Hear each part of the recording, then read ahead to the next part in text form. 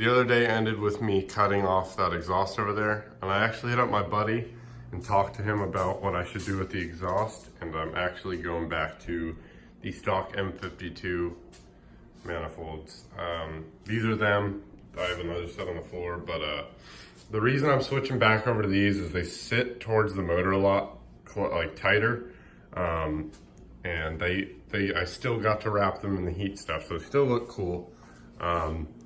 But he said they were a lot harder to get those long tubes to bend right. And when I had them, I may be able to find a picture, but they were touching. So I didn't want to have to deal with shit like that. I also didn't want to have to plug up these O2 sensor holes. So we are not going to be using these. But yeah, I just want to do a quick update today. I'm not going to be using those headers anymore for that reason. The O2 sensor ports are in the back on this one and right here on this. So really easy to get to with these. I already had them sitting around, so that's what's gonna be happening. And then I'm gonna have someone build exhaust off of that. All right guys, so I'm gonna start draining the tank of the gas. But this is the shield I just took off. This was, I guess, painted or powder coated or something. But there's 4 10 millimeters. One 10 mil goes here. Another one, same side, same thing on the other side of the tank. And there's one here on the corner of the tank, another one here. You take those off and this thing slides, comes in like this. So when you take it off, you gotta go backwards. So this way, and then it'll come off. Now what I gotta do is drain the tank. So I'm gonna take these hose clamps off and get a pan under here and just drain the gas out into it. And then after that, I think those are 13s. You just got to get all those and we'll drop the tank and figure out all the lines under there and figure out what I need to take out. I have loosened this hose clamp. If I twist this, it should start leaking.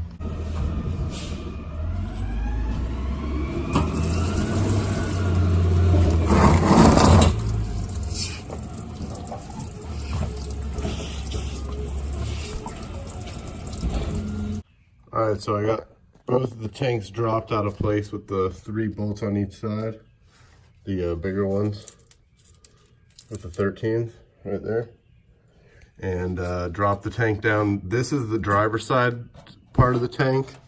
I'm just gonna tape up this line with some blue tape so I know in the future that this is the one I need to connect.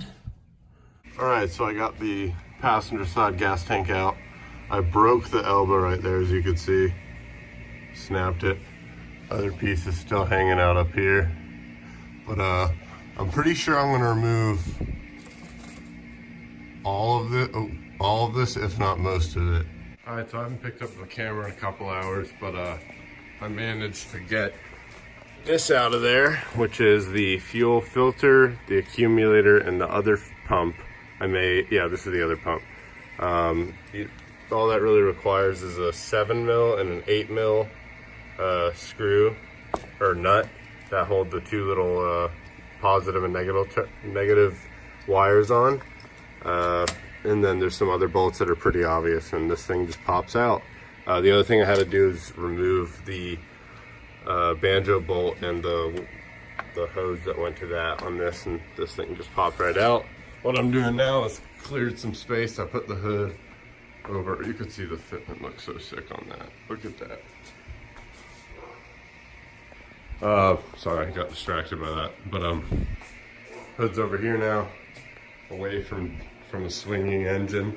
I got the engine stand kind of set up. I'm gonna clean this area up, and then maybe I'll put the engine, take the engine off the stand and bolt the transmission and stuff to it, get it ready to drop into this car. So yeah, I think that's what's next. All right, so I got the engine off the stand, and I'm gonna go ahead and throw the pilot bearing in there. I'm gonna clean it up first and then throw it in with some grease. All right, I got the flywheel on, and pretty much self-explanatory. You're just gonna go across from the one you did before and just tighten it all up. And I think the thing is 77 foot-pounds.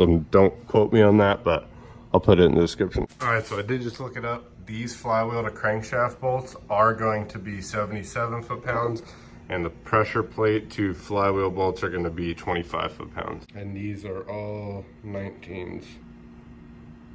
Little tip for when you're putting your flywheel on, torquing it, you could stick a screwdriver, or if you have a locking tool, through this little hole right here. There's usually a plug, and you can stick it in the backside of the flywheel and it will stop it from turning while you're trying to torque it. Time to throw the clutch on. Make sure you read, this says the gearbox side, so this side is the part that's going to be facing the engine. You cannot mess that up, otherwise you're going to have to take this all back apart once you try and drive it. So I'm going to go ahead and stick this clutch alignment tool into the pilot bearing. Make sure it fits first. And if it's snug and it comes off and pops like that, you know it's good. Now I'm going to stick the clutch alignment tool into the, hold on.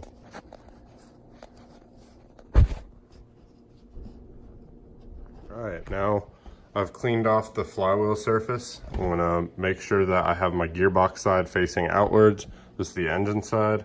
Got my clutch alignment tool in. I know that the top of my clutch alignment tool fits in the pilot bearing snugly. So I'm just gonna throw it on. Doing this one-handed. Make sure you're lined up. And just kind of move it until, there we go. There we go, perfect. So now all we gotta do now is get the pressure plate, line it up with these pins right here. I'll show you the pins on the pressure plate. You'll see the holes for it right there. And there's another one here. There's all the low spots have them. And you'll just line them up with these until they fit, and then 25 foot-pounds. All right, so I torqued the pressure plate on after cleaning the surface. And now I'm getting the transmission ready to put on. So we got my throttle bearing here. I'm gonna clean this off a little bit and then lube it with some of, some of this stuff. And it should make it getting into the clutch and the pilot bearing a lot easier. And I'll show you a trick when we put it on to make sure that you get these splines to line up with the splines on the clutch, because that could be a pain. This is how in depth I go with putting grease on. I put it on the outside flat parts of these, the top of this, and then this back part right here. But I just do a thin layer so it's not gooped up and it doesn't fling all over the clutch, because that would be a waste, because the clutch is supposed to be grippy and not slip, right? So that's on there. You can see how it slides nice and free now. Won't have any problems with it sticking. And now it's ready to mate this onto that. We're good. Let's do it. All right, so I got the transmission on the jack right now. And the way I do this is these two flat parts, this flat part right here goes up top where the head is. And I just kind of make sure that the pin or the input shaft for the transmission is going into the middle of the clutch, and I kind of make sure it's straight. And then to make sure that that spline, you know, goes up, you twist this and it'll twist the input shaft and make sure that it will, those splines will connect. So that's all I'm going to do now. I'm going to put the phone down, film it.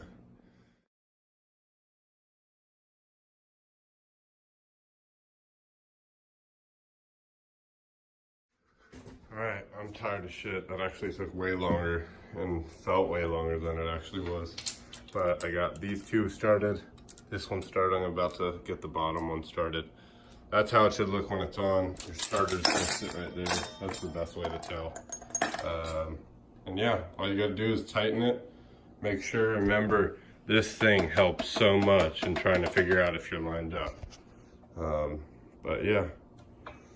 I'm so tired. I don't even know what else I'm gonna do tonight. I'm probably just gonna put the rest of these bolts in and call it a night. All right, so yesterday my dad and I were unable to get the engine in. I got my buddy Marcus here now. We just re-hooked up the engine with the load leveler, maxed it all the way out to the front. And now we're gonna set up a time lapse and just try and get this thing in for the last time. I also cut this piece out. Let me show you what I mean. When I say cut, I mean I just drilled out all the spot welds. There's one on this side, all those, and then there's like 3 right there. It was a pain in the ass. Now it looks like shit, but gonna help me get the engine in, and I didn't totally destroy this piece, so not too bad. I did scrape it yesterday though, so we're gonna try and give this a go. I'm gonna set up the camera for time lapse.